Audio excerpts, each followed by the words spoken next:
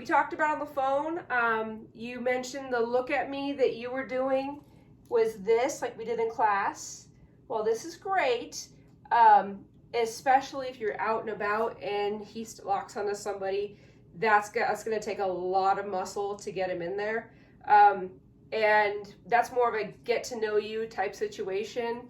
But if things escalate, it's going to be really uncomfortable for you guys. So what I prefer to have you do is a look at me, is especially when you guys are first starting out, have them look at something like toss a cookie on the ground.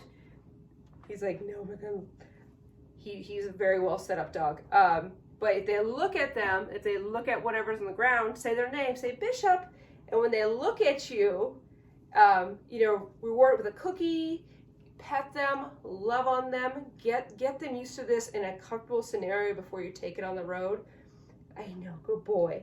And so that way they can start going, okay, check in with you, and every time they check in with you, give a cookie. Start packing them around, or if you don't have them, pet them. Make sure that every time they look at you, it is a positive thing, and that they're going, okay, this is exactly what we're looking for. And as you do it around the neighborhood, start doing that. Even if it's just like, okay, I haven't done it in 20 feet. Say Bishop and have them look at you. Okay. And again, always greet them when they do with the reward, because that's what you're looking for, especially with a shepherd like you guys have. That eye contact is what's going to get them in trouble. You may not see it in their body language, but when they start to give the stink eye to another dog or what have you, that's where the problems really happen. And the other dog may not be looking at them, but the shepherd's definitely going to be laser eye on them. So ideally, we want to make sure that if you can call their name, they can check in with you. That is ideal. But in the event that you're setting it up with your neighbor and you're walking down the block, you start to watch their body language, start to get tense, they start to zone in on that other dog. Stop.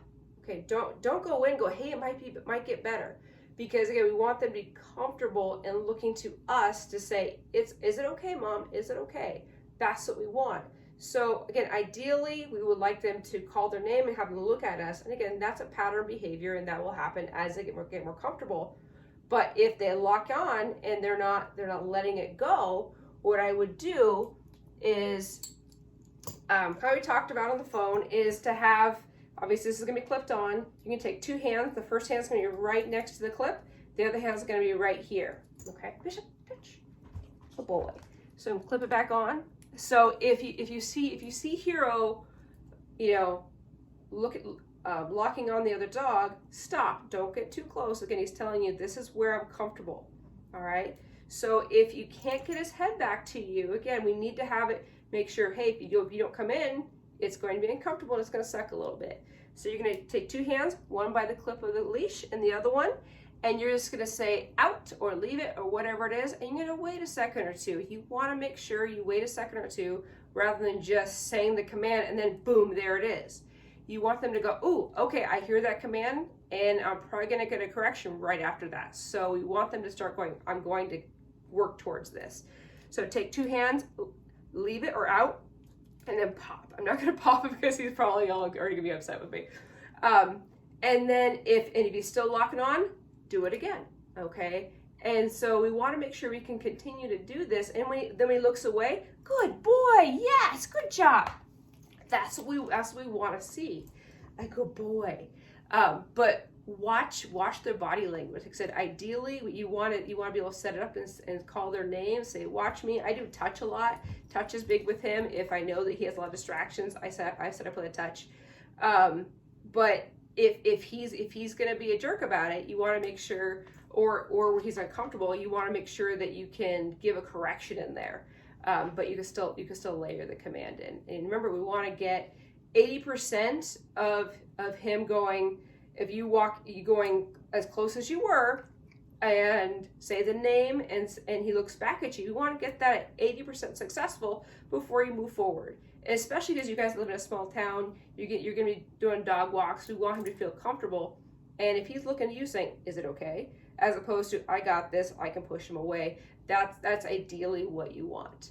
But homework is, make sure if they're looking at something, toss it to the ground, call them back to you, get the eyeballs back on you, reward that heavily. And as you're walking around, if they're looking at something, trying to sniff, call them back, say, hey, how's it going?